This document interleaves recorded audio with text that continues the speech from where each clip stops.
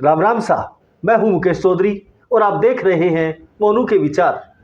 Media हो या social media, आजकल एक ही चर्चा है, इलेक्टोरल बॉन्ड। क्या है ये इलेक्टोरल बॉन्ड? क्यों विपक्ष इसे मोदी के खिलाफ 2024 में सबसे बड़ा हथियार बनाने की कोशिश कर रहा है? क्या वाकई में इलेक्टोरल बॉन्ड के द्वारा कोई घोटाला हुआ है, या एक बार फिर विपक्ष झूठे तथ्यों के सहारे मोदी के खिलाफ मुद्दा बनाने की कोशिश कर रहा है? इस वीडियो को आप अंत तक देखें। इसमें मैं वो तथ्य रखूंगा जो विपक्ष के झूठ की पूरी कलाई खोल देंगे। लेकिन उससे पहले इस प्रकरण के बारे में थोड़ा संक्षेप में बता दूं। Electoral bond state bank of India द्वारा इशू किए जाते हैं। इन्हें कोई भी खरीद सकता है। खरीदने वाला इसे जिसे देगा वो इसे अपने खाते में कैश कर सकता है। करीब 6 साल से भारत की लगभग सभी पार्टियां इलेक्टोरल बॉन्ड के द्वारा चंदा ले रही थी। लेकिन पिछले दिनों जब कुछ लोग इसे लेकर सुप्रीम कोर्ट पहुंचे तो सुप्रीम कोर्ट ने इलेक्टोरल बॉन्ड को असंवैधानिक करार दे दिया।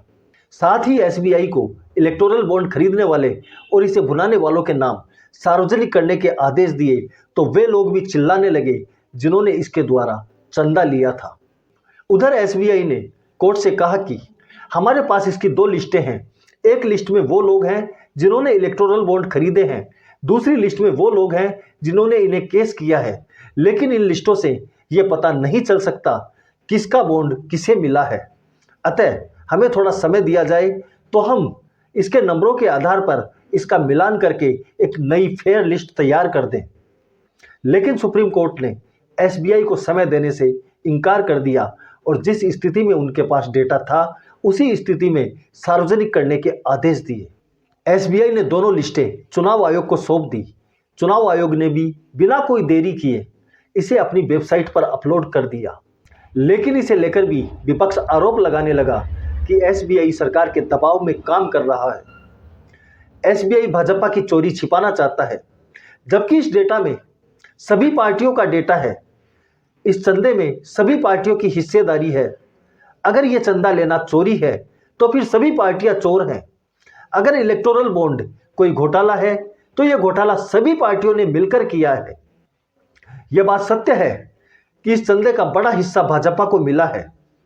लेकिन हमें यह भी देखना होगा कि पिछले 10 साल से केंद्र में भाजपा की सरकार है, 18 राज्यों में भाजपा की सरकार है, तो बड़ा हिस्सा तो भाजपा का होगा ही।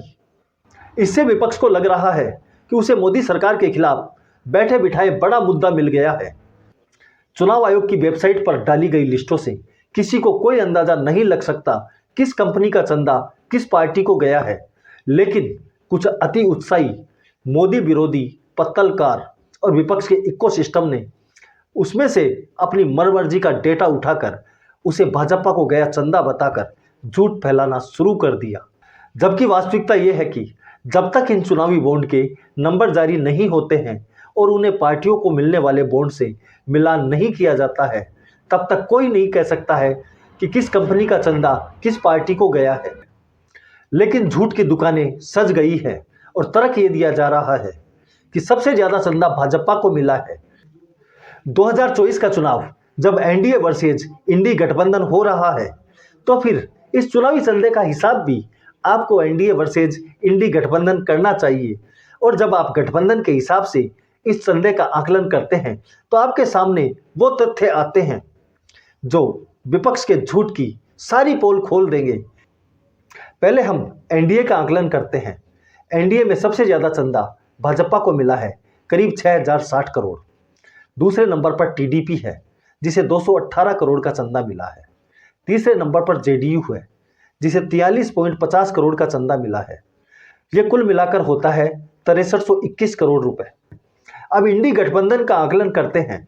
इंडी गठबंधन में सबसे ज्यादा चंदा टीएमसी को मिला है जिसे 1609.50 करोड़, कांग्रेस को 1421.90 करोड़, डीएमके को 639 करोड़, शिवसेना को 159.40 करोड़, आरजेडी को 72.50 करोड़, अरविंद केजरीवाल की आम आदमी पार्टी को 65.50 करोड़, समाजवादी पार्टी को 14.10 करोड़, जेएमएम को 13.50 करोड़।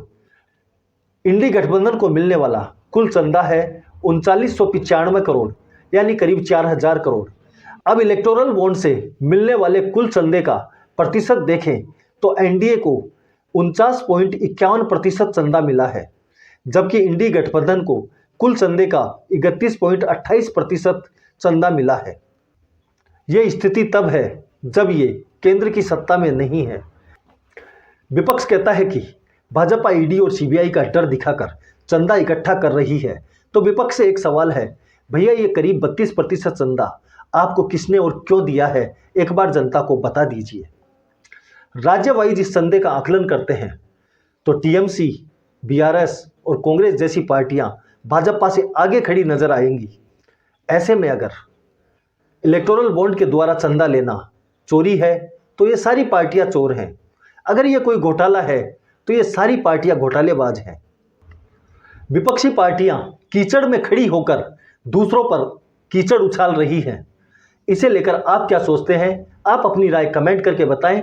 वीडियो पसंद आया तो इसे लाइक करें, चैनल को सब्सक्राइब करना न भूलें। धन्यवाद। जय हिंद, जय भारत।